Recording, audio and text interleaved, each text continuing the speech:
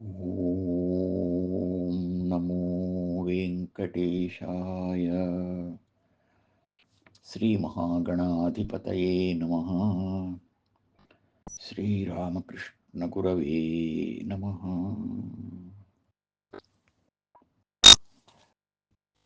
నీరము మోయుచునుండియు శ్రీరాముని చూచెనట విచిత్రముగాదా. ఆ రంగనవావనెడు సుపూరుష రూపము నీవే మోహన రూపా.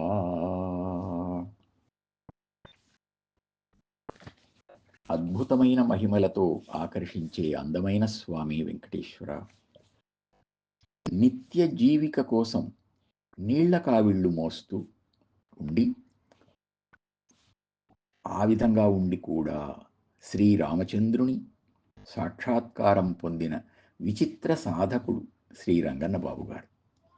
అటువంటి పరమధార్మికుడైన సత్పురుషుని రూపంలో నీవే అవతరించావు అనడం సముచితం కదా స్వామి అని నివేదిస్తున్నాం. 1977 దసరా నవరాత్రుల్లో ఒకరోజు నేను శ్రీ రంగన్నబాబు గారిని గుంటూరులో దర్శించాను. ఉదయం నుండి సాయంత్రం దాకా వారితోనే ఉన్నాను. వారు మహిమలు చూపిస్తారని మిత్రుల ద్వారా విని ఉన్నాను గనక ఆ అవకాశం ఏమైనా లభిస్తుందేమో అని ఆ రోజు ఒక క్షణం పక్కకు పోకుండా చూశాను. సాయంకాలం దాకా ఏమీ తటస్థపడలేదు. ఇక తిరుగుముఖం పడదామనుకునేంతలో వారి కోసం మరెవరో రావడం, అందరి ఎదుట ఆయన అదుగో రాములవారికి హారతి జరుగుతోంది అంటూ అలా శూన్యంలో నుంచి మిశ్రీ ప్రసాదం తీసుకుని అందరికీ పంచడం జరిగింది.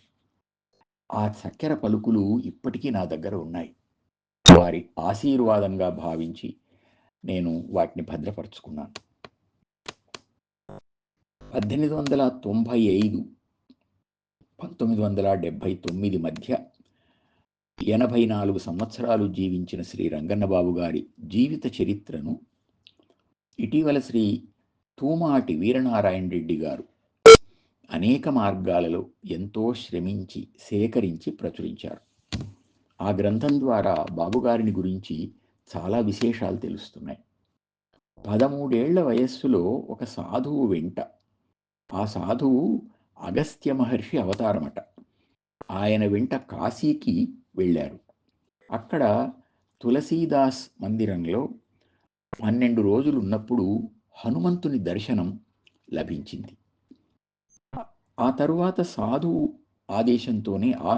ఆదేశంతోనే ఇతర సాధువులతో కలిసి బర్మా దేశం వెళ్ళి మాండలియ నగరానికి తూర్పున షాన్ కొండల్లో ఆదిశేషుని తపోభూమిలో శ్రీరామ దర్శనం, రామతారక మంత్రోపదేశం పొందారట.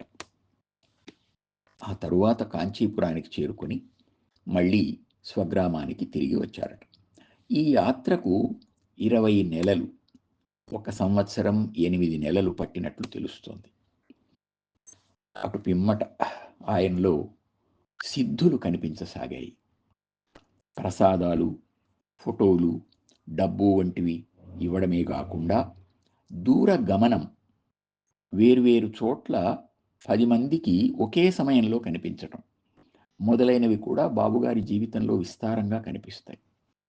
అయితే ఈ మహిమలను ఆయన తన స్వార్థం కోసం కాకుండా రామభక్తి ప్రచారం కోసం, భక్తుల కోసం వినియోగించారు. ఆయన ఆ తర్వాత వివాహం చేసుకున్నారు, పిల్లలు కూడా ఉన్నారు. అయినా సంసారం గడవడం కోసం తాను నీళ్ల కావిళ్ళు మోసారే గాని, కుటుంబంలో అందరూ కష్టించి సంపాదన చేసుకున్నారే గాని, ఈ మహిమలతో వారు ఈ జీవనోపాధి చేసుకోదలుచుకోలేదు. అది వారిలోని భక్తి నిష్ఠ. మహిమలకు లొంగకుండా, వాటితోనే తృప్తి పడకుండా రాముడే జీవిత పరమావధి అని నిరంతరం రామనామస్మరణ చేస్తూ హనుమద్ ఆవేశం కలిగిన మహాత్ముడు శ్రీ బాబుగారు. తన జీవిత చరిత్రను తాను శరీరం చాలించేంత వరకు ప్రకటించవద్దు అని నివారించిన నిరాడంబర యోగి ఆయన. శ్రీ ఎక్కిరాల భరద్వాజ గారు, శ్రీ ఎక్కిరాల వేదవ్యాస్ గారు, ఎందరో మేధావులు, భక్తులు, సాధకులు ఆయన దర్శనం చేసుకొని రాములవారి ప్రసాదాన్ని పొందారు. అందువల్ల వెంకటాద్రి రాముడే ఈ రంగన్న బాబుగా వచ్చాడు అని భావిస్తూ ఆయనకు ఆయన నిండైన భక్తిని, పట్టుదలను, వైరాగ్యాన్ని, సహనాన్ని, శాంతిని మనకు కూడా అనుగ్రహించమని ప్రార్థిద్దాం.